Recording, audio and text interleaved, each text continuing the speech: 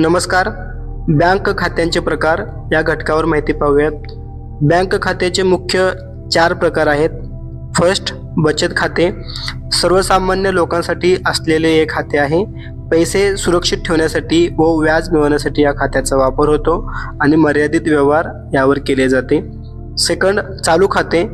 व्यापारी आणि व्यावसायिकासाठी हे उपयुक्त आहे. वारंवार व्यवहार करण्याची सोय मिळते. व्याज मिळत नाही पण बँक ओव्हरड्राफ्टची सुविधा मिळते. थर्ड, मुदत ठेव खाते. ठराविक कालावधीसाठी ठराविक रक्कम ठेवली जाते. जास्त व्याजदर मिळतो. मुदत संपल्यानंतर रक्कम परत मिळते. फोर्थ, आवर्ती ठेव खाते. दर महिन्याला ठराविक रक्कम जमा करायची.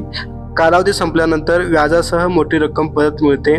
नियमित बचतीसाठी हे उपयुक्त आहे. विद्यार्थी मित्रांनो, कॉमर्स विषयाशी संबंधित ज्ञान पाहण्यासाठी आपल्या माय कॉमर्स लॅब या चॅनलला सबस्क्राईब करा. धन्यवाद.